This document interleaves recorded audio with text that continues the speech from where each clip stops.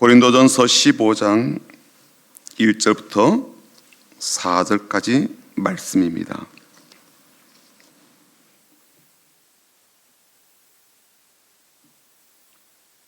신약성경 281쪽이 있는데요, 우리 같이 읽어보겠습니다. 15장 1절부터 4절까지입니다. 형제들아, 내가 너에게 전한 복음을 너희가 알게 하노니 이는 너희가 받은 것이요 또 그 가운데 선 것이라. 너희가 만일 내가 전한 그 말을 굳게 지키고 헛되이 믿지 아니하였으면 그로 말미암아 구원을 받으리라. 내가 받은 것을 먼저 너에게 전하였노니 이는 성경대로 그리스도께서 우리 죄를 위하여 죽으시고 장사 지낸 바 되셨다가 성경대로 사흘 만에 다시 살아나사. 아멘. 오늘도 목사님 나오셔서 귀한 말씀 들려주실 텐데, 다시 알려야 할 복음이란 제목으로 말씀을 전해주시겠습니다. 특별히 오늘 여러분들 내신 헌금을 위해서 기도하시고 말씀 전해 주실 텐데, 우리 한번 큰 박수로 맞도록 하겠습니다. 예, 감사합니다. 하나님께 영광 돌립니다. 우리 함께 기도합시다. 하루의 일과를 마치고 이 저녁에 주의 말씀을 사모하여 나오게 해주신 하나님께 영광을 올려드립니다. 한 사람 한 사람 소중한 성도님들의 머리에 안수하시고 성령 충만받게 하여 주시고 마음의 근심이 떠나가고 기도의 응답을 경험하는 밤 되게 하여 주옵소서. 올려드리는 귀한 예물, 주님을 향한 사랑의 고백, 신앙의 고백이 오니 기뻐 받아주시오며 성도들의 생애 속에 꼭 있어야 될 것들을 충만하게 채워 주옵소서. 아무것도 없어 못 드리는 성도들의 마음을 특별히 위로해 주시고 경제적 회복의 은혜도 베풀어 주옵소서. 예수님의 이름으로 기도합니다. 아멘. 아멘. 요즘은 우리가 축하할 일이 있을 때 축전을 치지만 SNS를 가지고 이렇게 축하의 메시지를 보내지만 옛날에는 축전을 칠 때가 있었죠. 교회 안에서 젊은 남녀가 이성교제를 하다가 서로 맞지 않아서 헤어지게 되었습니다. 아주 건전한 이성교제였고 또 깨끗하게 헤어졌습니다. 한 1년이 지난 다음에 자매가 결혼한다는 소식을 듣고 축하를 해드리고 싶었어요. 지금은 카톡 같은 것으로 축하를 하지만 옛날에는 전보를 쳤죠. 우체국 가서 전보를 치는데 새롭게 만난 신랑과 함께 행복한 결혼 생활을 하라는 축하의 메시지를 전하고 마지막에 성경 구절을 하나 넣고 싶었습니다. 축전은 본문을 다 넣지 못하잖아요. 그래서 요한일서를 또 줄여서 요일 4장 18절, 그 내용은 이것이었습니다.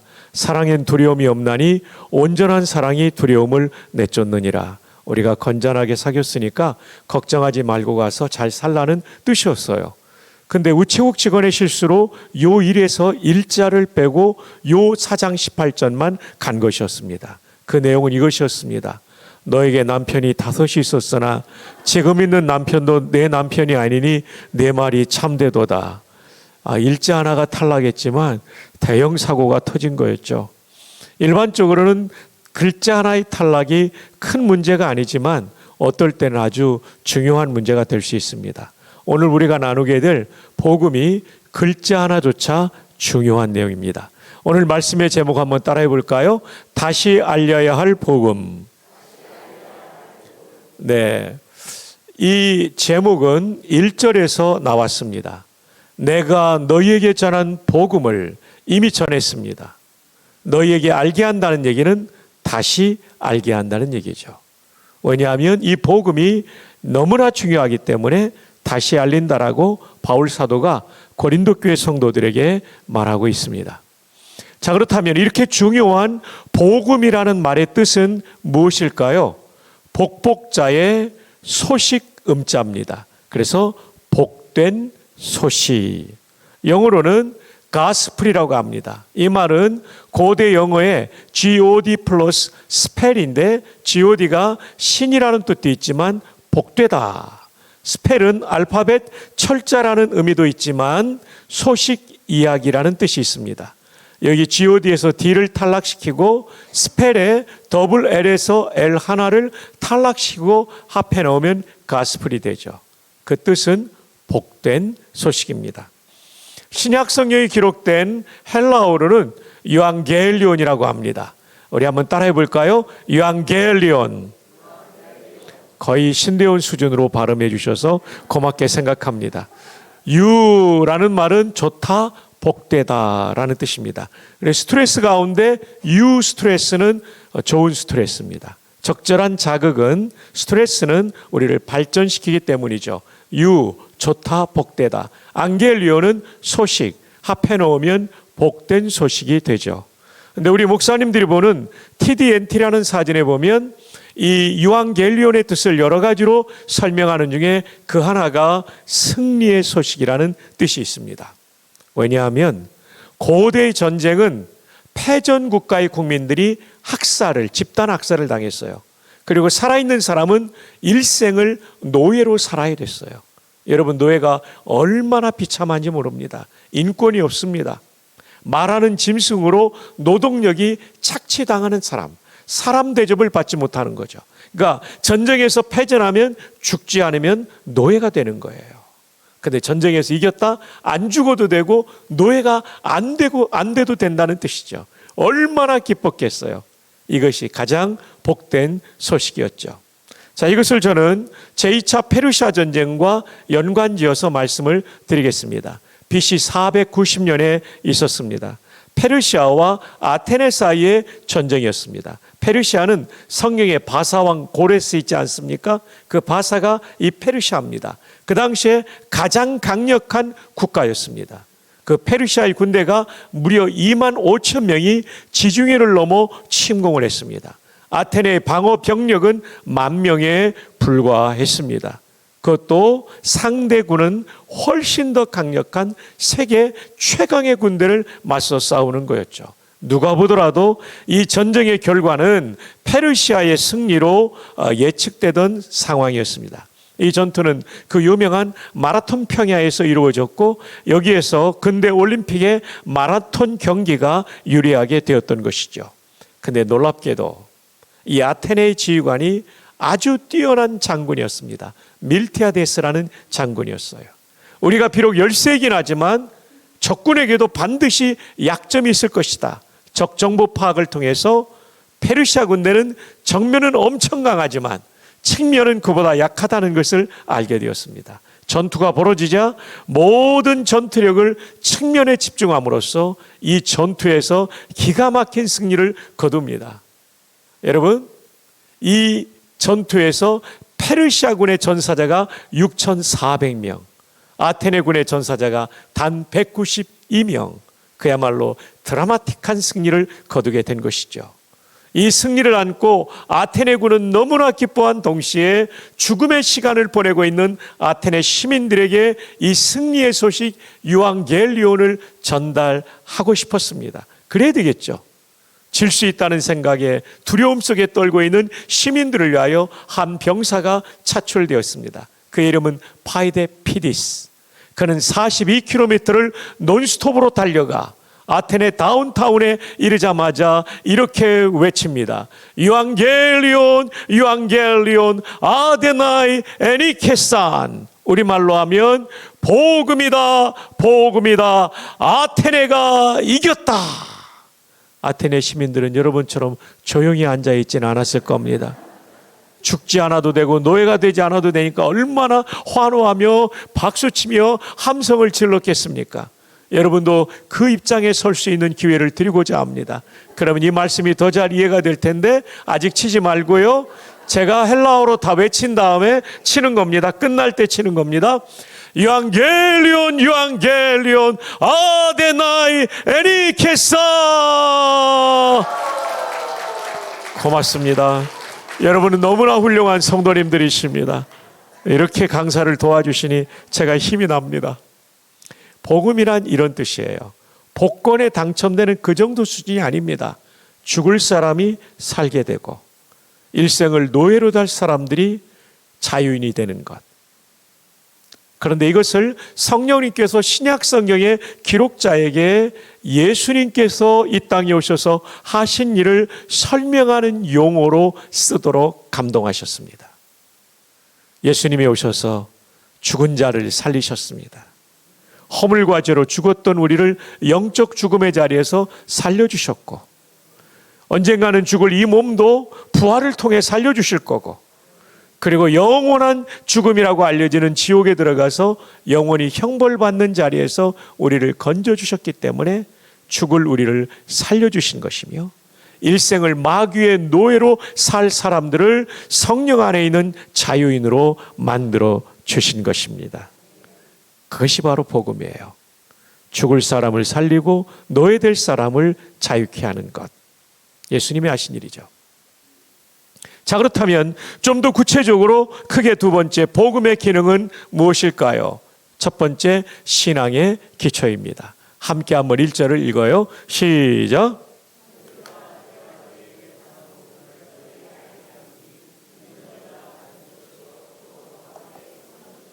아멘. 복음을 알게 하는데 이 복음은 너희가 받은 것이요. 맞습니다. 예배당 문을 열고 들어오는 사람이 제일 먼저 받아야 될 건 복음입니다. 그 다음에 그 복음 가운데 선 것이다. 이 예배당이 기초가 든든하니까 우리가 안전하게 있는 것처럼 복음이라는 신앙의 기초가 든든하지 않으면 안전할 수 없습니다. 복음을 분명히 알고 믿지 않으면 이단 앞에 무너집니다. 그리고 시련 앞에 무너집니다. 시련이 제 아무리 크다 할지라도 복음의 은혜보다 크지 않기 때문에 복음의 은혜를 아는 사람은 어떤 시련 앞에서도 내 신앙을 포기하지 않습니다. 코로나 이후에 아직도 영상에 머물고 있다면 그분이 진짜 복음을 알고 있는가, 또 믿고 있는가 반문하지 않을 수 없는 것이죠. 복음은 신앙의 기초입니다.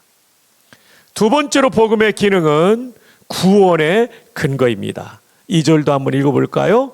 너희가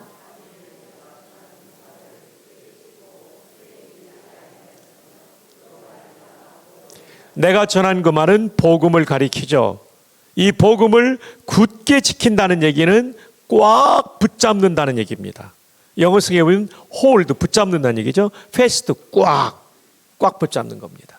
마치 물에 빠져 죽어가는 사람에게 구명줄을 던져주면 대충 붙잡습니까? 그렇지 않죠. 꽉 붙잡죠. 살아야 되니까. 복음을 꽉 붙잡는다는 얘기 뭐냐면 이 복음의 진리가 나를 구원한다고 꽉 붙잡는 거예요. 이걸 다른 표현으로 헛되이 믿지 아니하였으면, 진짜로 믿으면 그로 말미암아 무엇을 받습니까? 구원을 받습니다.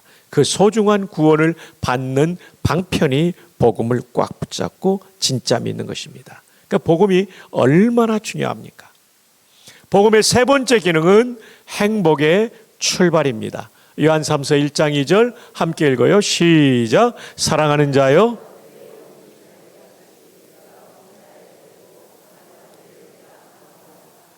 복음을 받아들이면 제일 먼저 일어나는 것은 속죄이고 하나님의 자녀됨이고 구원의 확정입니다. 그런데 그것뿐만 아니라 또 하나는 내 인생이 정말 보람 있는 인생이 되도록 만들어 주십니다. 어떤 경우는 짧은 기간에 이루어지기도 하지만 저희 집 같은 경우는 예수님을 믿고 30년, 40년이 지나야 이게 우리 가정을 쓰시는구나 하는 것을 느끼게 해주셨습니다. 그러나 분명히 쓰임받습니다. 100년 전에 평안북도 선천 주변에 곽부라는 마을에 남자무당, 박수무당이 있었어요. 어느 날 자기 집 앞에 이렇게 앉아 있는데 예수 믿는 사람들이 지나가면서 전도하는 거예요. 어이 백무당, 자식들 망하게 하는 짓 그만두고 예수 믿고 천당 가시오. 무당에게 전도하니까 무당이 얼마나 기분이 나빴겠어요. 야 이놈들아, 천당이든 백당이든 니들이 나가라. 쫓아버렸어요.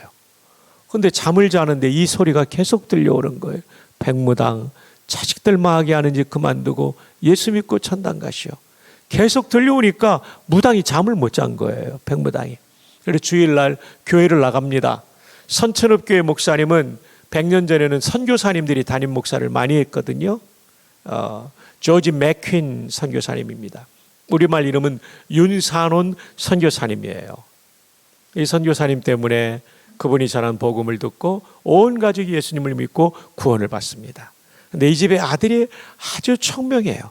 성경을 가르치면 잘 이해하고 여러분들처럼, 그리고 암송도 하고, 소요리 문답을 가르치면, 참고로 소요리는 중화요리와 다릅니다.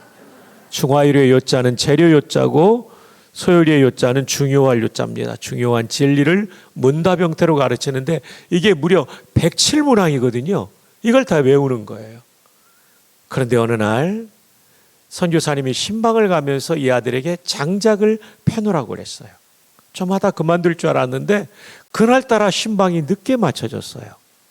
집에 사택으로 돌아오는데, 밤늦게 돌아오는데 장작 패는 소리가 들리는 거예요. 선교사님이 감동을 받습니다. 총명하면서도 인격적으로 성실하구나.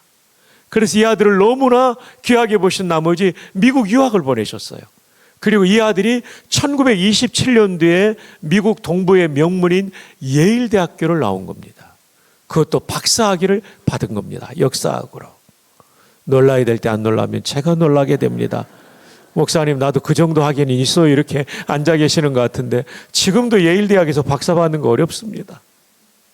그리고 귀국에서 연희전문학교 교수가 돼요. 역사를 가르쳐요.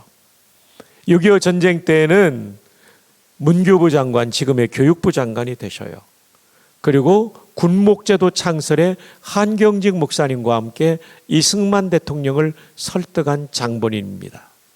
그래서 군선교를 통해 민족복음화에 불을 점화시킨 분이죠. 57년도에는 연세대학교가 옛날에 연희대학교였거든요. 그리고 세브란스 의대가 따로 있었어요. 이 두 개가 57년도에 합쳐지면서 연세대학교가 됩니다. 이때 초대 총장이 됩니다. 그분이 바로 지금 연세대학교 중앙도서관 앞에 앉아 계시는 용재 백낙준 박사님입니다.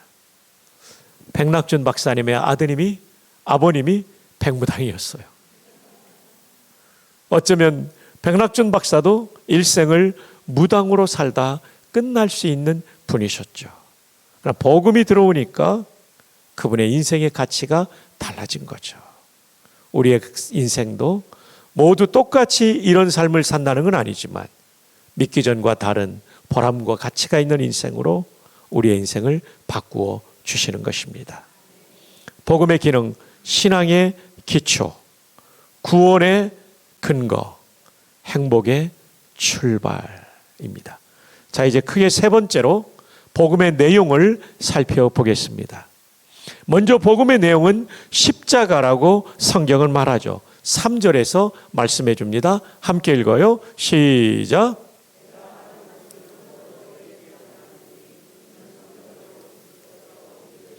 내가 받은 것은 복음을 말합니다. 이 복음, 이것은 뭐냐? 이는 그 다음 성경대로. 고린도전서를 기록할 당시에는 신약 성경이 완성되지 않았으므로 여기에 성경대로라는 말은 구약 성경대로. 그리스도께서 우리 죄를 위하여 죽으셨다. 십자가이죠. 십자가는 우연히 벌어진 사건이 아닙니다. 구약에 하나님께서 수없이 예언한 그 예언의 성취로서의 십자가였던 것이죠. 십자가가 우리에게 복음인 이유는 십자가만이 우리 죄를 속죄하기 때문입니다. 이것을 설명하기 위해서는 대표적으로 레위기에 나오는 속죄 제사를 설명하려고 하는데, 이 속죄 제사가 바로 십자가를 보여주는 거죠. 우리 형제님 잠깐 앞으로 나오실래요? 저를 도와주세요. 예, 잠깐 도와주세요. 예, 제 옆으로 서세요. 제가 구약의 죄인이면 속죄받기 위해서는 제사장 앞에 갈 때, 성막이나 또 성전에 갈 때 이렇게 양 한 마리, 잘생긴 양 한 마리를 끌고 가게 돼 있습니다. 형제님 지금은 양의 역할을 해야 됩니다. 이렇게 한번 해보세요. 예, 머리도 벌써 곱슬이기 때문에 양모 같아요. 먼저 1번으로 하는 게 뭐냐면 두 손을 포개서 양의 머리에 손을 얹고 회기기도 합니다. 하나님, 저의 이 죄는 하나님의 심판을 받아 마땅합니다. 근데 하나님께서 저 대신 이 양을 대신 속죄하는 제물로 받으시고 저를 용서하신다고 약속하셨기 때문에 약속을 믿고 회개하오니 용서해 주십시오 라고 기도하면 박성규의 죄가 이 양한테 가는 겁니다. 이게 1번이에요. 이게 안수기도의 의미예요. 2번은 잡습니다. 목을 치고 조각조각을 냅니다. 이제 죽었으니까 넘어져야 돼요. 완전히 넘어지세요. 죽었어요 지금. 예, 완전히 넘어지세요. 네. 이게 2번입니다. 대신 죽은 거죠. 그 다음에 씻어서 번제단 위에 올려놓고 지옥불 같은 맹렬한 불로, 죽은 게 왜 움직여요? 가만히 있어요. 지옥불 같은 맹렬한 불로 태워버립니다. 얼마 지나지 않아서 이 양이 다 타서 없어집니다. 양이 없어진과 동시에 뭐가 없어진 겁니까? 박성규의 죄가. 제사장은 선언합니다. 당신의 모든 죄는 여기서 심판되었고 당신은 대속제물의 죽음으로 용서받았습니다. 평안히 가십시오. 근데 여기에 문제가 있습니다. 저는 사람이고 대속제물은 동물이에요. 값이 이퀄이 아니에요. 같지가 않아요. 이건 부당한 거래예요. 이거 완벽한 속죄가 안 되는 겁니다. 사람이 죄를 지었으면 사람이 죽어야 돼요. 근데 어떤 사람이 죽어야 돼요? 죄가 하나도 없는 사람이 죽어야 되는데 모든 사람이 죄를 범하였기 때문에 로마서 3장 23절이죠. 대신 죽어줄 놈도 없고 연도 없는 겁니다. 그래서 하나님께서 자기 아들을 완전한 인간으로 이 땅에 보내신 거죠. 그래서 AD 325년에 니케아 신조에 따르면 예수 그리스도는 100% 신성을 가지신 참 하나님, 100% divinity를 가지신 true God이고 100% 인성을 가지신 참된 인간, 100% humanity를 가지신 true man이죠. 죄 없는 완전한 인간으로 오셨기 때문에 그분의 죽음만이 우리의 죄를 속죄하는 줄 믿습니다. 그래서 세례 요한이 예수님을 볼 때 뭐라고 말합니까? 보라, 세상 죄를 지고 가는 누구의 어린 양이죠? 하나님입니다. 사람의 어린 양은 동물이고 하나님의 어린 양은 죄가 하나도 없으신 예수님인 거죠. 그래서 우리를 속죄할 수 있는 거죠. 그래서 예수님은 십자가상에서 뭐라고 말씀하십니까? 테텔레스타이. 어제 우리가 함께 살펴보았죠? 예, 완전히 다 이루었다. 임무완수. 두 번째로는 죄값을 완벽하게 지불해서 더 이상 지불하지 않아도 된다. 십자가만으로 충분하다. 이게 다 이루었다라는 예수님의 가상칠언의 마지막 말씀입니다. 오늘 형제가 저 대신 죽었는데 이것은 구약의 속죄제사를 보여준 것이고 이것은 오실 예수님에 대한 예표였습니다. 형제님 너무 수고하셔서 제가 커피값 좀 준비해 왔습니다. 너무 적어서 미안합니다. 고마워요. 너무 고맙습니다. 들어가셔요. 너무 고맙습니다. 좀 더 드려야 되는데 미안합니다. 자, 여기서 정말 중요한 것은 성경에 굉장히 중요한 진리는 대속입니다. 한번 따라해 보실까요? 대속, 대신 속죄. 내가 처벌받고 지옥 가면 끝나버리기 때문에 지옥의 형벌을 예수님이 십자가에서 당하신 겁니다. 십자가는 지옥의 형벌과 가장 유사한 거죠. 너무나 참혹하니까요. 제가 1997년도에 군목으로 있을 때 미국을 갔습니다. 펜타곤에 있는 미 육군 군종감시를 방문하고 사우스캐롤라이나에 있는 채플린 스쿨, 미 군목들 학교를 가고 그 다음에 뉴욕 위쪽에 있는 웨스트 포인트 미 사관학교를, 육군 사관학교를 갔죠. 그러다가 뉴욕에서 하루 투어를 하는데요. 뉴욕에서는 자동차를 시동을 켠 채 5분 동안 주차해 놓으면 벌금이 $3,000라는 겁니다. 도심에서 그러면. 지금 보니까 그게 환경 문제였더라고요. 굉장히 큰 돈이죠. $3,000면. 예, 지금으로부터 거의 30년 전인데요. 예, 어마어마한 돈이더라고요. 제가 그때 느꼈어요. 미국 살려면 미국 법을 지켜야 되고 한국 살려면 어디 법을 지켜야 되죠? 한국 법을. 북한 살려면 와 진짜 힘들어요. 거기 박수 설렁설렁 치면 총알 맞아 죽습니다. 예, 북한 법을 지켜야 되고 천국 살려면요 천국법을 지켜야 돼요. 그게 대속법이에요. 왜냐하면요, 인간은 아무리 공로를 쌓는다고 해도 자기의 죄를 씻을 수 없어요.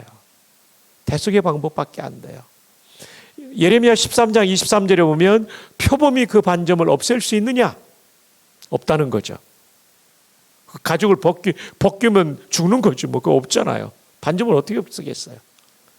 구스인이 그 피부를 희귀할 수 있느냐? 없죠. 구스인은 에티오피아 사람입니다. 흑인이에요. 희귀할 수 없어요.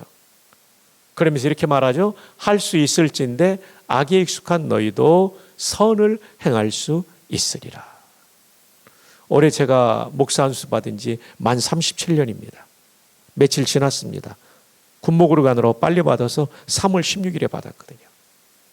전도사부터 41년 차입니다. 그래도 제 안에는 죄성이 있습니다. 옛날보다 나아졌지만 그래도 죄성이 있어요. 어떤 공로로도 안 되죠. 자, 여러분, 이것을 한국 불교의 가장 존경받는 스님 얘기를 통해서 들려드릴게요. 성철 스님입니다. 이분은요, 얼마나 고행을 열심히 했는지 영을 맑게 하기 위하여 20년 동안 생식을 드셨어요. 생식, 쌀도 생식, 콩도 생식이니까 얼마나 비렸겠어요. 얼마나 힘들었겠어요. 그리고 10년 동안은 편안하게 누워 자지 않았어요. 불와 의자에 바닥에 앉아서 잤어요. 그 얼마나 힘듭니까? 저도 군목으로 있을 때 며칠 밤새 일했는데 정말 힘들더라고요. 장자불화, 길게 앉아있지 눕지 않았다는 얘기예요. 그래도 여러분 가운데는 장자불화의 상태에 들어간 사람이 아무도 없네요. 어떤 교회는 부흥회 가면 한두 분은 꼭 장자불화의 상태에 들어가는데 전부 눈이 초롱초롱합니다. 예. 이렇게 고행을 많이 했던 성철 스님이 돌아가시면서 하신 말씀이 뭔지 압니까? 불교의 열반송이라고 그러죠. 우리말로 하면 유언입니다. 내가 수많은 중생의 무리를 속였으니 내 죄가 수미산을 넘는다. 뭐를 속였다는 거예요? 진리라고 가르쳤는데 깨닫고 보니까 아니라는 거예요. 수미산을 넘는다. 수미산의 높이가 몇 킬로인지 아십니까? 전설 속에 나오는 불교의 산인데 112만 킬로미터. 놀라야 될 때 안 놀라면 제가 놀랍니다. 에베레스트가 10킬로도 안 돼요. 수미산이 얼마라고요? 112만 킬로미터. 청명합니다. 바로 기억하시네요. 이렇게 죄가 많다는 거예요. 이어지는 그 유언의 내용이 뭡니까?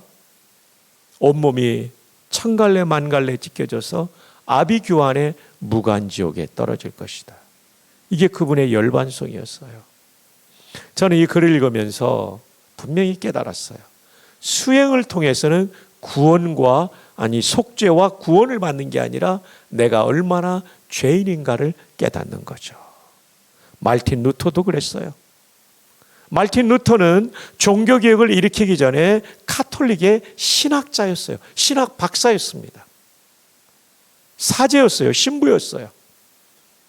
카톨릭의 교리는 뭡니까? 십자가 플러스 인간의 공로와 수행이 들어가야 구원받는다는 겁니다.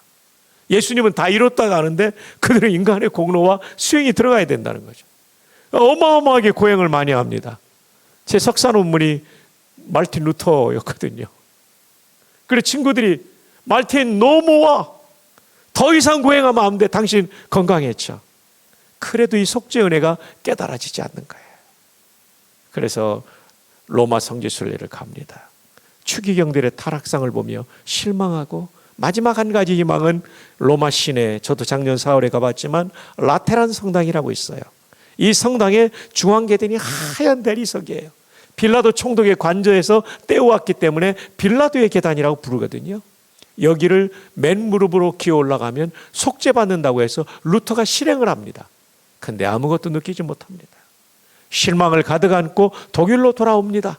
그가 즐겨 성경을 연구하던 블랙타워, 흑탑에 들어가 성경을 연구하는 가운데 갈라디아에서 이 말씀이 있지 않습니까? 사람이 의롭게 되는 것이 율법을 지킴으로 말미암는다면 그리스도께서 헛되이 죽으셨느니라. 오직 십자가의 은혜로 우리는 의롭게 된다. 그리고 로마서의 의인은 믿음으로 말미암아 살리라. 그래서 그는 가톨릭 교리가 잘못됐다는 걸 깨닫고 오직 십자가의 은혜를 믿음으로 구원받는다. 이신칭의의 교리를 높이 들고 종교개혁의 깃발을 올렸던 것입니다. 맞습니다. 성철 스님도 수행으로 안 됐고 마르틴 루터도 수행으로 안 됐고 성철 스님은 답을 찾지 못하고 돌아가셨고 마르틴 루터는 답을 찾았죠.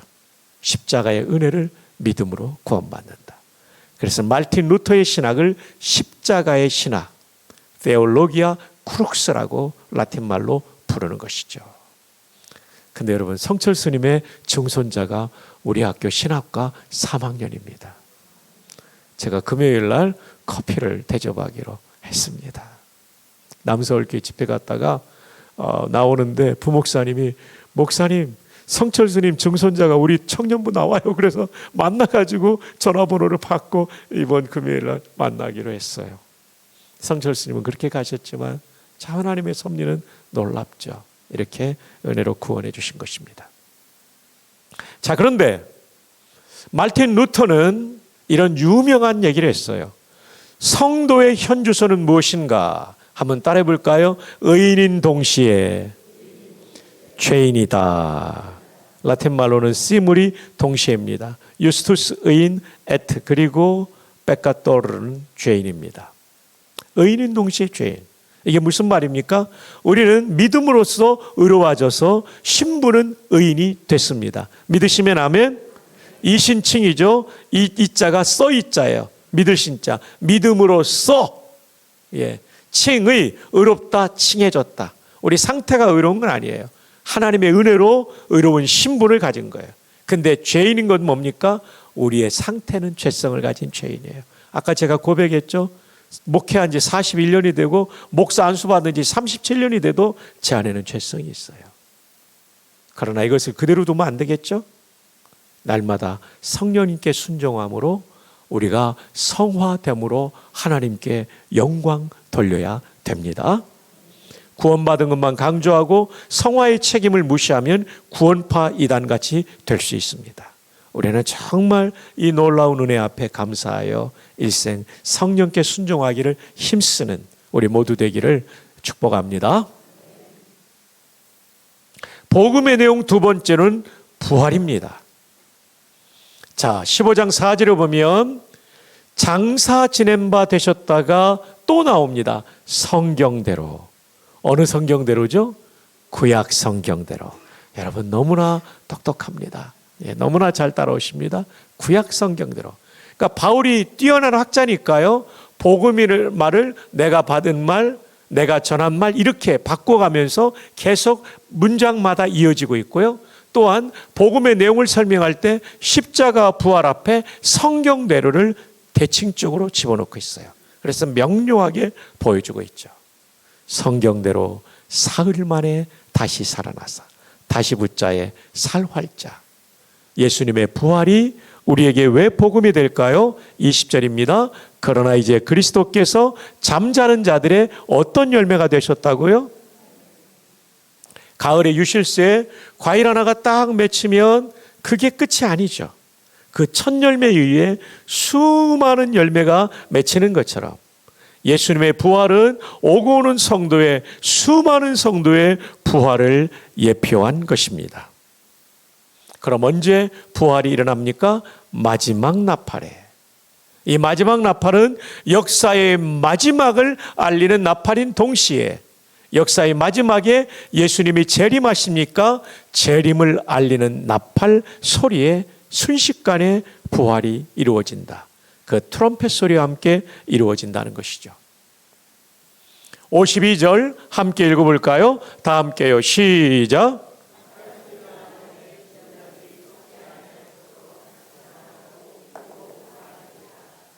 나팔 소리가 나며 죽은 자들은 부활이 됩니다. 다시 붙자에 살활자. 근데 예수님 재림 때까지 살아있는 사람은 부활이 아니라 변화입니다. 부활은 다시 붙자 살활자. 죽은 사람이 살아나는 거고 변화는 부활의 몸과 똑같은 상태로 예수님 재림 때까지 살아있는 사람들은 변화되는 거죠. 지금 재림하시면 우리는 부활입니까? 변합니까?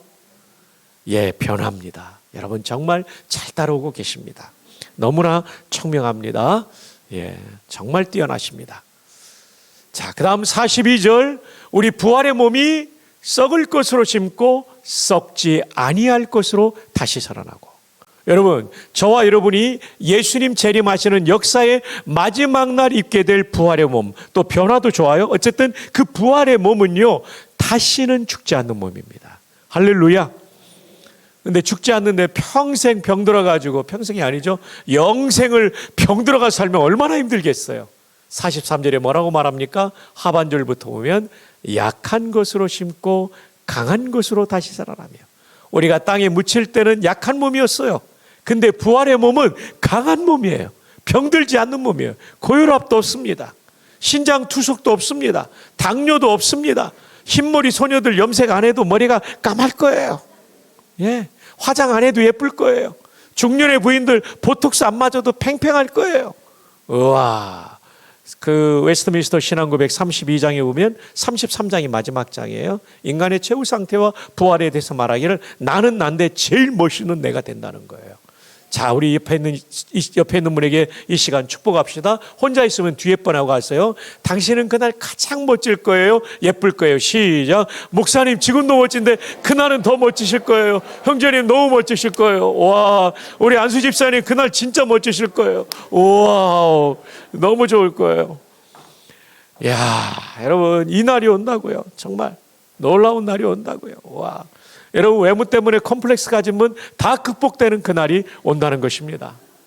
그런데 더 중요한 것은 전반절이에요. 욕된 것으로 심고 영광스러운 것으로 다시 살아나며. 지금은요, 목사인 저에게도 욕된 것이 있지만 그날은 우리 모두가 성화가 완성된 영화의 몸을 입게 될 겁니다. 정말 거룩하고 영광스러운 몸으로 입게 되는 거죠. 여러분 이것이 구원의 완성이에요.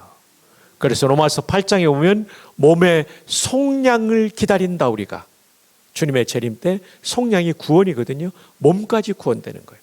하나님이 사람을 만들 때 영혼과 육신으로 만든 것처럼, 타락할 때도 영혼과 육신이 함께 타락한 것처럼 구원도 영혼 플러스 육신까지 구원받는 겁니다. 병들 몸, 죽을 몸이 병들지 않고 죽지 않는 몸으로, 추한 몸이 영광의 몸으로 우리가 살아나게 되는 거죠. 이것이 복음인 겁니다. 이것이 복음인 거예요.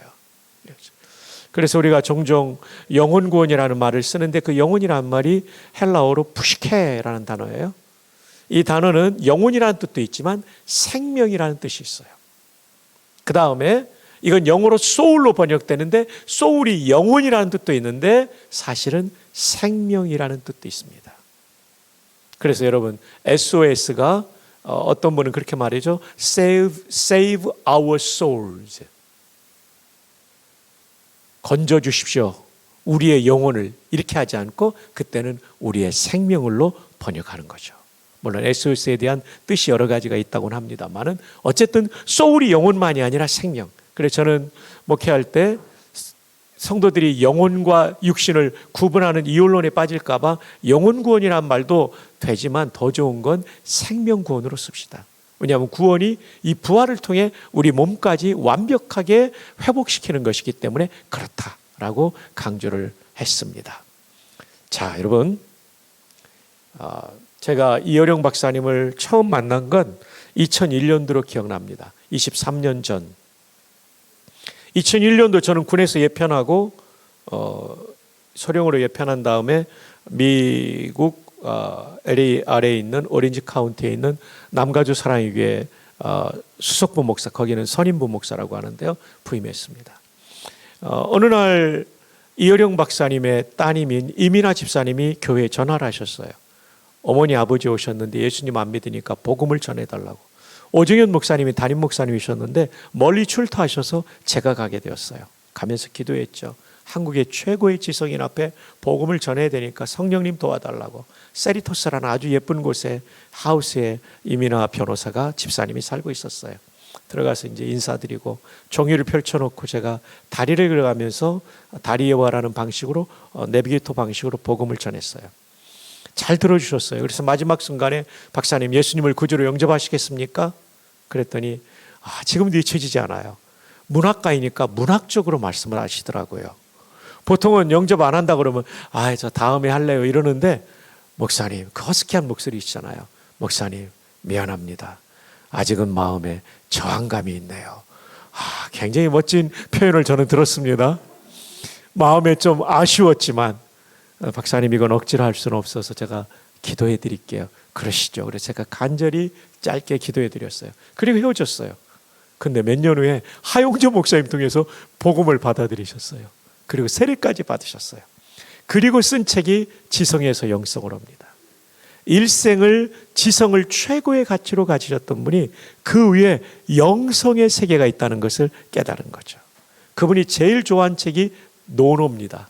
공자와 제자들이 나눈 500편의 대화. 이게 논어 아닙니까? 동양인의 지혜서 아닙니까? 이거 위에 성경이 있다는 걸 깨달은 거예요.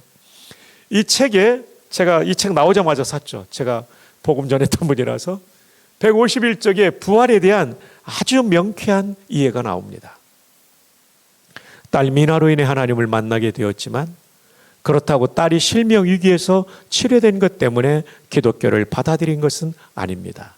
그런 기적은 목적이 아닙니다. 지금 하나님께서 병을 고치셔도 언젠가는 누구나 죽게 됩니다. 그러므로 지상의 진짜 기적은 단 하나, 부활과 영원한 생명뿐입니다. 여러분 어떻게 그렇게 아멘의 타이밍도 잘 맞추십니까? 맞아요. 진짜 기적은 부활이에요. 부활이에요. 이것이 구원의 완성입니다. 그래서 복음인 것이죠. 지금 비록 우리가 몸이 아플 수 있고 또 여러 가지 건강의 상황이 좋지 않을 수 있지만 주님께서 치료해 주시기를 우리가 함께 꼭 기도하지만 때로는 그리 아니하실지라도 다니엘처럼 나는 하나님 외에는 다른 분을 섬기지 않습니다. 그리고 부활의 그 아침을 바라보며 오늘의 고통을 이기는 것, 어쩌면 이것이 예수님의 제자들의 길이 아닐까요? 자, 이제 도표를 하나 그려드립니다. 이것은 기말고사에 꼭 나오는 도표입니다. 그러나 여러분들은 저희 학교 학생이 아니기 때문에 시험은 면제됩니다. 다만 그만큼 중요하기 때문에 잘 들어주십시오. 제가 나름대로 우리의 구원의 전 과정을 요약한 것입니다. 자, 인생의 순간에 중요한 시간표의 하나는 죽음입니다. 저도 죽고 여러분도 죽습니다. 아멘 안 해도 다 죽습니다. 그럼 죽음이란 무엇일까요? 헬라 말로 타나토스라고 불러요. 여기서 이제 죽음하기 타나톨로지, 로지가 붙으면 헬라어의 로고스가 말과 학문이라는 뜻을 가지고 있으니까요. 어쨌든 이 타나토스가 죽음이죠. 히랍 신화에도 죽음의 신이 타나토스입니다. 예. 근데 이 타나토스의 가장 중요한 개념은 분리입니다. 분리. 죽음은 분리입니다. 우리는 죽음은 없어진다, 소멸될다로 생각하잖아요. 성경은 그렇게 말하지 않아요. 죽음은 분리예요. 자, 예수 믿기 전에 허물과 죄로 죽었던 너희들, 영적 죽음이죠. 이게 분리입니다. 허물과 죄로 죽었다고 해서 우리 정신이 없는 게 아니죠.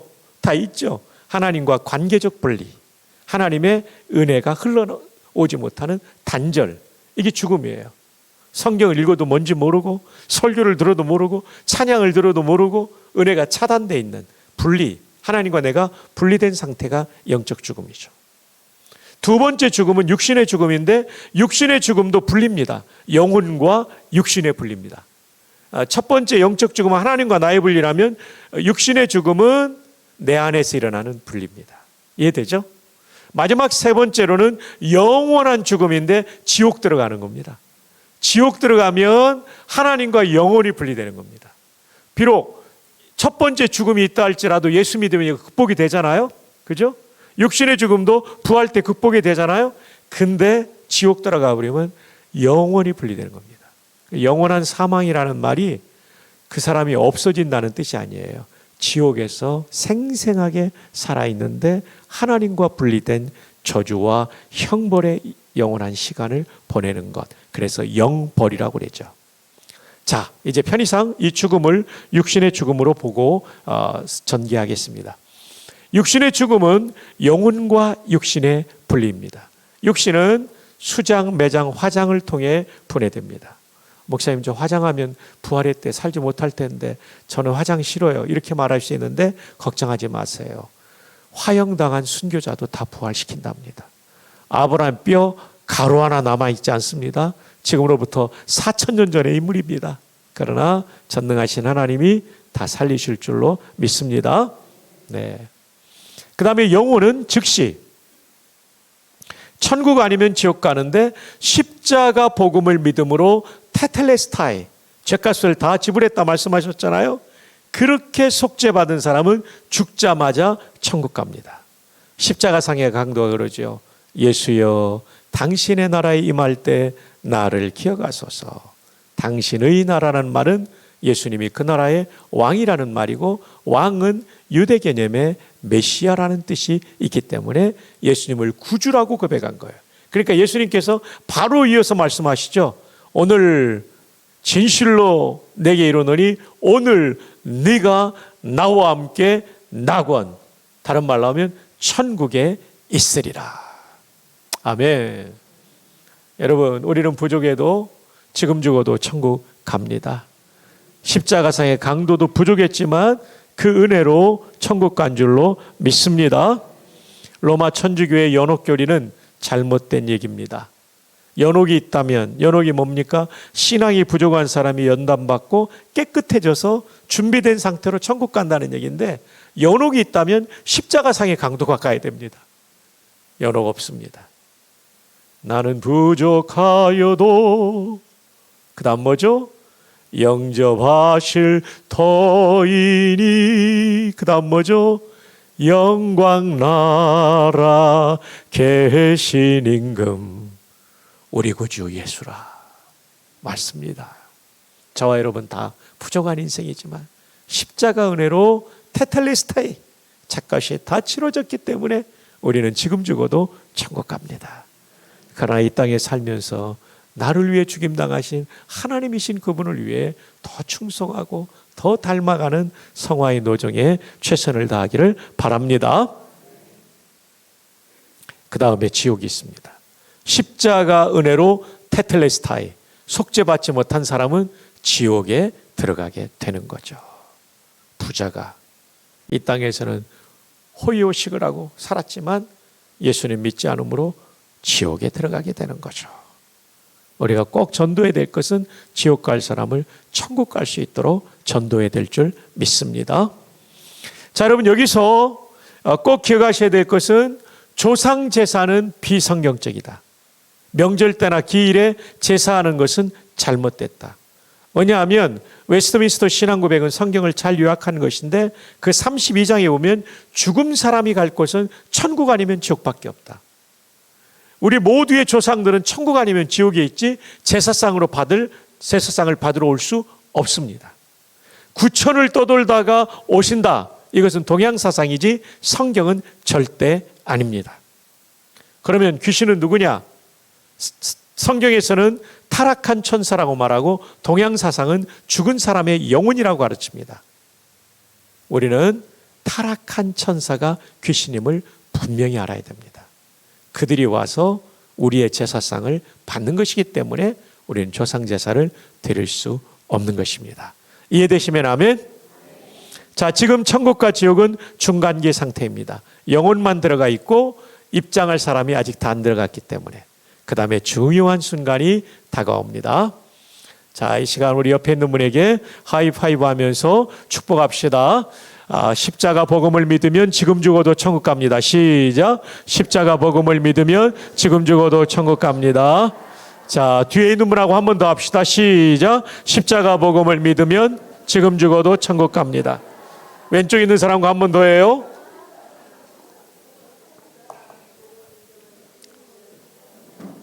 자, 이제 중요한 또 하나의 순간은 재림입니다.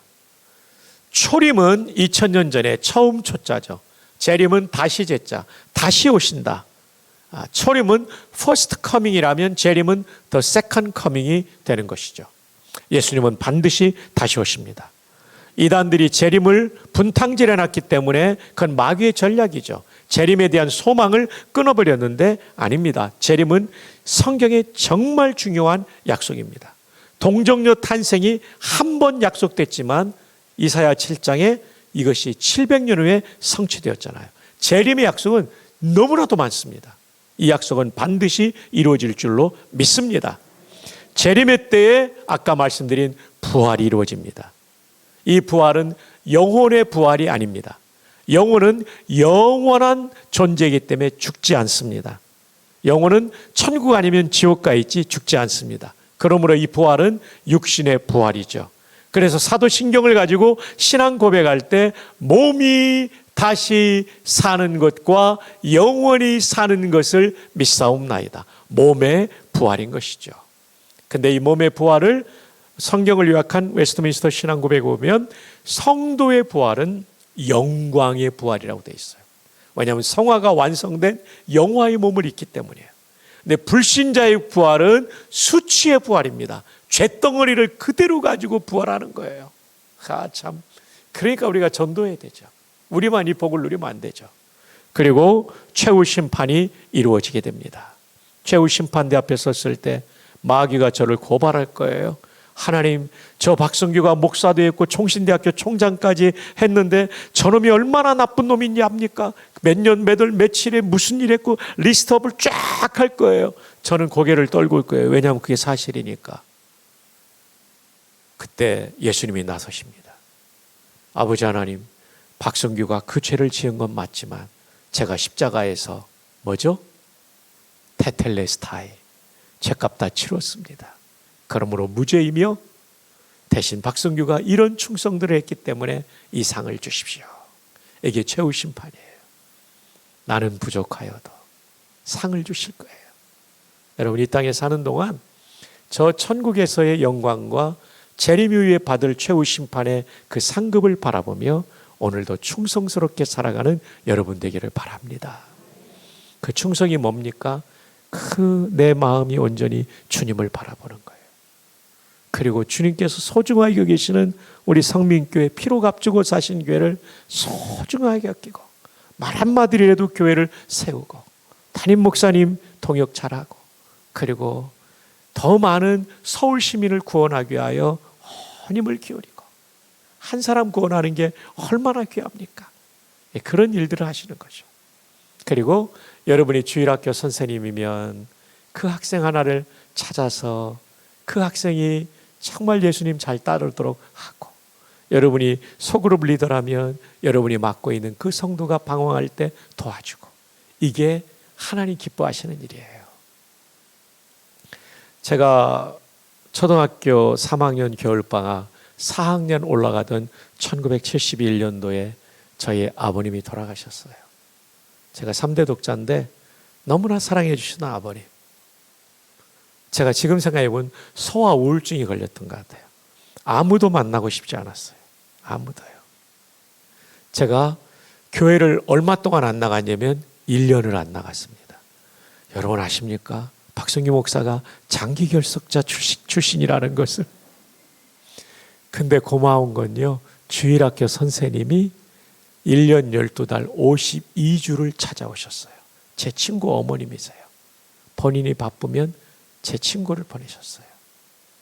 1년이 되니까요, 어린 나이지만 미안하더라고요. 나가야겠더라고요. 근데 장기결석자가 한 번 나오는 게 얼마나 힘든지 압니까? 제가 장결자 출신이라 압니다. 1년 만에 나가면 애들이 뭐라고 하지 않을까? 우리 선생님은 괜찮은데 다른 선생님도 뭐라고 하지 않을까? 나오는 게 두려운 거예요. 근데 그 선생님 그때 딱 데리고 가는데 할 수 없다. 포기하고 갔는데 이게 웬일입니까? 교회가 너무 따뜻하게 맞아주시는 거예요. 그리고 우리 주일학교 전도사님이 남자 전도사님이었거든요. 그때 전함을 잃어버렸는데 요셉의 얘기를 들려주시는데요. 창세기였죠. 이야, 요셉이 진짜 파란만장했더라고요. 뭐 어릴 때는 이 파란만장이란 말도 못 쓰는데 진짜 고생했더라고요. 형들한테 팔려가고 그 보디발의 집에 살만했더니 그 이상한 아줌마 때문에 또 오해받고 감옥에 들어가고, 감옥에 들어가서 꿈을 해몽해서 나올 줄 알았더니 이 관리가 또 2년 동안 잊어버리고 그런데 이제 나중에 하나님이 세우시는 걸 보면서 야, 나 아버지 돌아가고 가난한 집이지만 하나님 도와주시면 되겠다. 뭐 어떻게 이렇게 정리된 말은 아니지만 왜 그런 거 있잖아요. 그게 좀 느껴지면 고개 좀 한번 끄덕여 줘 봐요. 그거 있죠. 맞아요. 뭐 하나님이 도와주시면 될 것 같다는 믿음이 있어. 그때부터 회복이 된 거예요. 그러니까 박신경 권사님 지금 천국 가 계시거든요. 재작년에 이민 가셨는데 하나님께서 얼마나 상을 주시겠어요. 입관 예배 때 제가 갔어요. 제 친구도 있고 제 친구가 7째 아들이고 형이 6명이에요. 입관 예배 때 이제 박 목사 왔다고 조사하라고 그래서 했죠. 저는 박승경 권사님과 에피소드가 많습니다. 제가 초등학교 1학년 때 교회 처음 나갔을 때 주기도문과 사도신경을 암송하게 도와준 선생님이셨습니다. 초등학교 2학년 때 교통사고로 6개월 동안 그때 대퇴부 골절이니까요. 오래 입원했어요. 저에게 찾아오셔서 기도해 주시고 어린이 철로역정을 사다 주셔서 철로역정인데 그 그림이 많이 들어간 거예요. 사파가요. 그래서 제가 어렴풋이라마 복음을 알게 됐습니다. 초등학교 3학년 겨울방학 4학년 올라갈 때 아버님 돌아가시고 교회 안 나올 때 선생님이 1년 12달 찾아오셨습니다. 그래서 제가 오늘의 제가 있습니다. 군에서 제가 3,000명에게 세례 줄 때 박 권사님이 함께 하신 겁니다. 부전교회 주일 출석 4,000명의 성도와 1,000명의 주일 학생의 교회를 목회할 때 박 권사님이 함께 하신 겁니다. 그러면서 제가 그 얘기를 했죠. 쉰들러 리스트라는 영화에 보면 1,000명 정도, 1,000명이 좀 넘죠. 2차 세계대전 때 유태인을 살렸던 오스카 쉰들러, 그 사람이 썼던 유태인을 살린 명단이 쉰들러스 리스트 아닙니까? 전쟁이 끝나고 헤어질 때 유대인들이 반지를 만들어주죠.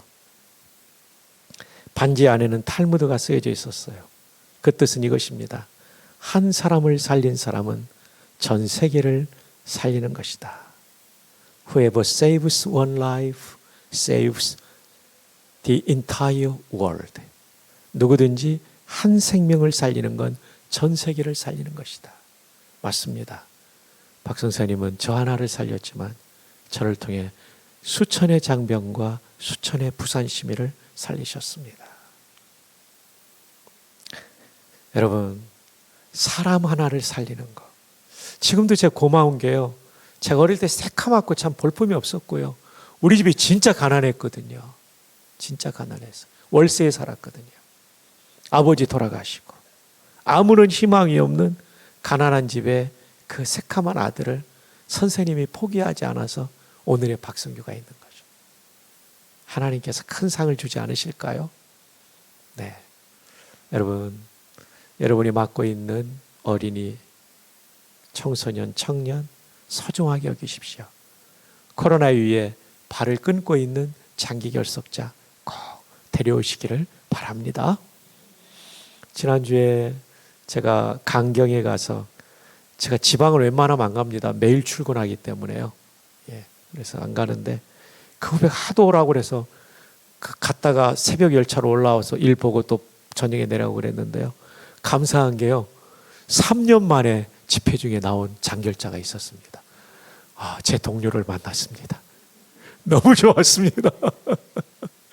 여러분, 우리 이 말씀 듣고 여러분들이 찾아가야 될 장결자들 꼭 찾아가십시오. 그게 큰 상급이 될 거예요. 이런 양 한 마리 정말 중요합니다. 그 외에도 여러분에게 감동 주시는 대로 하나님의 뜻을 따라 헌신과 충성을 다하는 여러분 되기를 바랍니다. 자, 지옥 갈 사람들은요, 지옥에 있는 영혼과 수치의 몸으로 부활한 몸이 연합돼 가지고 자기의 죄의 정도에 따라 형벌의 양이 결정된 상황에서 우리는 상이지만 그들은 벌이죠. 지옥 가는 거죠. 그러니까 우리가 이제 사진 찍어도 됩니다. 그러니까 우리가 정말 전도해야 됩니다. 그렇지 않으면 그분의 영원한 삶이 이렇게 비극적이 되는 거예요. 우리 올해는 한 사람씩 꼭 전도하기를 주님의 이름으로 축복합니다. 가족들 꼭 전도하고 그들은 모르기 때문에 잘 섬기고 호소해서라도 꼭 예배당으로 이끌어오시고 또 목사님과 우리 교육자님들의 돌봄 가운데 그들이 꼭 구원받기를 축복합니다. 자, 십자가가 복음인 이유는 속죄받고 이 땅에서도 영생을 맛보지만 죽자마자 천국 가게 만들어줍니다. 근데 웨스트민스터 신앙고백서에 보면 우리 영혼이 천국 갈 때 영혼도 영화된다고 합니다. 여러분, 이게 맞아요. 여러분, 우리가 지금 제가 죽으면 박승규가 영혼이 천국 가지 않겠어요? 몸은 땅으로 들어가겠지만, 근데 분노와 미움과 질투 가지고 올라가면 천국 생활이 얼마나 괴롭겠어요. 죽을 때 영혼이 영화된대요. 이게 웨스트민스터 신앙고백서에 나오는 겁니다. 개혁주의 칼빈의 기독교 강의를 요약한 게 웨스트민스터 신앙고백서거든요. 네. 그러니까 십자가가 복음인 이유는 이 땅에서도 속죄받고 하나님의 자녀로 영생을 맛보는데 죽자마자 영혼이 영화돼서 천국 가게 해주시는 거예요. 할렐루야. 그 십자가 복음이에요. 그 다음에 부활이 복음인 이유는 우리가 영원히 없어진 존재가 아니라 몸이 다시 살아나는데 성도의 몸은 영광의 몸으로 살아나는 거예요. 죽지 않고 병들지 않는 몸으로. 그래서 천국에 있는 영혼과 연합이 돼가지고 영생을 누리는 거죠. 그리고 상급을 받게 되죠. 그러므로 이 부활이 복음이라는 거 잊지 마십시오. 고린도전서 15장 3절이 성경대로 그리스도께서 우리 죄를 위하여 죽으시고 십자가입니다. 4절이 장사된 바 되셨다가 성경대로 사흘 만에 다시 살아나사 부활이 복음이라고 말하고 5절부터 58절까지가 부활장입니다. 고린도전서 15장이 부활장이잖아요. 부활이 복음임을 증언하고 있는 것입니다. 자, 이제 마지막입니다. 그렇다면 이 복음에 합당한 삶은 무엇일까요? 첫 번째로는 복음을 받아들여야 됩니다. 예배당에는 나왔지만 십자가와 부활의 이 구원의 진리를 나를 위한 구원의 진리로 받아들이지 않았던 오늘 받아들이고 믿으셔야 됩니다. 한 분이라도 있다면. 두 번째로는 복음을 믿는 사람에겐 구원이 있는데 구원을 확신해야 됩니다. 이제 가끔 지금 죽어도 천국 가는 구원의 확신이 있습니까? 그러면 목사님 그걸 제가 어떻게 알아요? 죽어봐야 알죠. 그렇지 않습니다. 하나님 우리에게 이 땅에 살면서도 구원을 확신하게 해주셨어요. 어디에 나옵니까? 요한일서 5장 13절. 내가 하나님의 아들의 이름을 믿는 너희에게 이것을 쓰는 것은, 성경을 쓰는 것은 성경 기록의 목적입니다. 너희로 하여금 너희에게 따라합시다. 영생이 있음을, 영생이 구원의 통이었잖아요. 영생이 있음을 따라합시다. 알게 하려 함이라. 네, 여러분, 성경 기록의 여러 목적 중에 하나가 구원을 확신시켜주기 위함입니다. 성경에는 구원을 확신시켜주는 말씀이 너무나도 많습니다. 그 중에 대표적으로 요한복음 3장 16절입니다. 함께요. 다 함께 시작. 하나님이 이는 그를 믿는 자마다 멸망하지 않고 영생을 얻게 하려 하심이라. 지옥에서 멸망하지 않고 영생을 얻게 합니다. 영벌이 아니라 영생을 얻게 합니다. 구원받게 한다는 거예요. 이는 그를 어떻게 하는 자마다, 믿는 자마다. 예수님이 나의 구주시고 그분이 하신 십자가 부활이 나의 복음이라고 믿는 사람마다 영생이, 구원이 있습니다. 여러분 믿으셨습니까? 그러면 구원이 있습니다. 이렇게 성경에 근거해서 확신을 하는 거죠. 로이드 존스 목사님은 영국의 유명한 목사님입니다. 돌아가신 지 수십 년이 됐지만 의사 출신의 탁월한 설교자였죠. 스펄전 이후에 최고의 설교자였습니다. 그분이 로마서 8장을 강의하면서 3절로 4절 부분에 이런 얘기를 했습니다. 성도가 예수님을 구주로 믿는다면 구원의 확신이 없어도 구원은 받는다. 그러나 구원의 확신이 있어야 기쁘고 행복한 신앙생활을 할 수 있다. 이것을 유월절 가지고 설명할게요. 유월절이 뭡니까? 넘을 유자에 넘을 월자예요. 넘어갔다는 얘기예요. 심판이 넘어갔다. 이집트에서 이스라엘 백성이 나오기 전에 10번째 재앙이 장자를 죽이는 재앙이었어요. 이것은 이집트 전체를 심판하는 대표적인 상징이었죠. 살 수 있는 유일한 방법은 속죄양, 우리 형제가 아까 나 대신 죽었잖아요.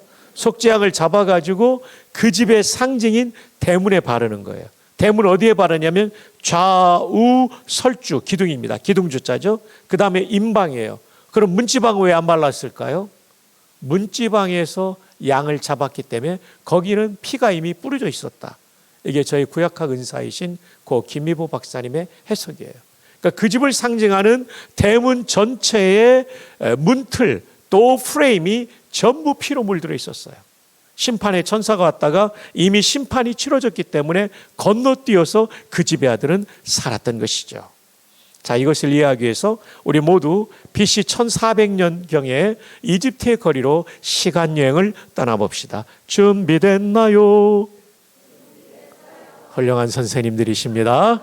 자, 우리 함께 3400년 전에 이집트의 거리를 걸어봅시다. 첫 번째 집, 창문을 통하여 아빠와 아들의 이야기가 들려옵니다. 아빠, 오늘 히브리 하나님이 모든 장자를 치시는데 양의 피를 발라야 산다는데 바르셨나요? 아니 아빠, 나 죽잖아요. 야, 이놈아, 내가 이집트의 국방장관인데 누가 내 아들을 죽여요? 살았을까요? 죽었을까요?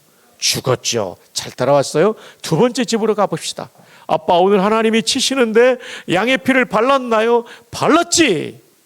아빠, 고마워요. 저 살겠네요. 아빠, 저 살겠죠? 글쎄다, 내일 아침 돼봐야 알겠다. 살았을까요? 죽었을까요? 피를 발랐으니까 살았어요. 근데 밤새도록 불안한 밤을 보냈을 거예요. 세 번째 집으로 가봅시다. 아빠, 피를 바르셨나요? 발랐지. 아빠, 저 살겠죠? 그럼 아들아, 하나님은 너무나 약속을 잘 지키는 신실한 분이야. 너 분명히 산다. 잘 자. 살았을까요? 죽었을까요? 살기도 하고 평안한 밤을 보냈겠죠. 인류는 세 종류의 사람만 존재합니다. 복음 없이 구원받는다는 착각 속에 사는 사람 1번, 복음을 믿지만 의심 가운데 사는 불안하게 일생을 살아가다가 천국 가는 사람 2번, 그 다음에 복음을 믿어 구원받았을 뿐 아니라 확신 가운데 기쁘고 행복하고 평안을 누리는 사람 3번. 옆에 사람에게 한번 또는 뒤에 사람에게 물어봅시다. 그대는 몇 번입니까?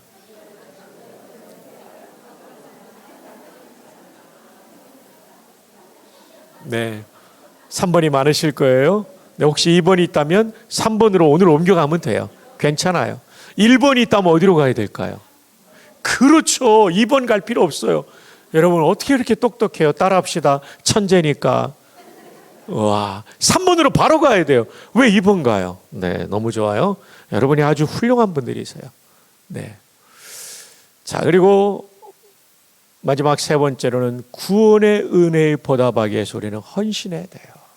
정말 우리 온몸을 다해 그 주님의 뜻을 따르는데 정성을 다해야 돼요. 생명의 은혜를 받았기 때문에. 그리고 동행해야 돼요. 내 마음대로 살지 말고 그분의 뜻대로 살아가야 돼요. 예. 동행은 이거예요. 쉽게 말하면 어떤 생각이 들 때 하나님, 이 생각이 하나님 뜻에 맞습니까? 맞다고 감동 주시면 하면 되고 아니라면 멈추는 거예요. 하나님, 이 말 하려는데 해도 괜찮아요? 하나님이 아니라고 하면 딱 멈추는, 이게 동행이에요. 어디 가고 싶고 어떤 일을 하고 싶은데 하나님, 이거 하고 해도 될까요? 분명하게 느껴지는 거라면 안 물어봐도 되지만 그렇지 않을 때 물어보는 거예요. 하나님이 하라고 하면 하고 하지 말라고 하면 안 하는 게 동행이에요. 이게 성도의 삶의 놀라운 비밀이 됩니다. 제가 이것을 부산에서 목회할 때 했더니 치과 의사 하나가 여기다가 뭐 하나를 넣었어요. 이렇게 숫자하는 거예요. 이거 일어날 때마다 이게 걸리니까요. 이분이 그때마다 이 질문, 동행 질문을 3개 던진 거예요. 이 뜻이, 이 생각이 하나님 뜻에 맞습니까?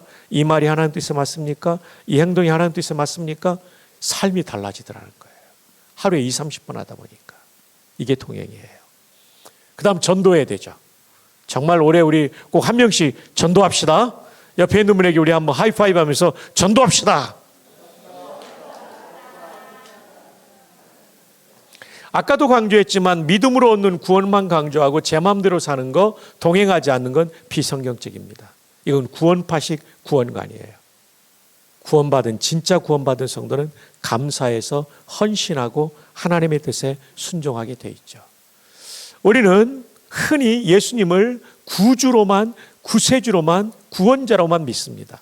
그러면 안 됩니다. 반드시 나의 주님으로 믿어야 돼요. 그분이 주인이고 나는 종이에요. 이것이 구원받은 성도의 마땅한 삶입니다. 자, 이제 결론입니다. 오늘 말씀의 제목이 뭐였죠?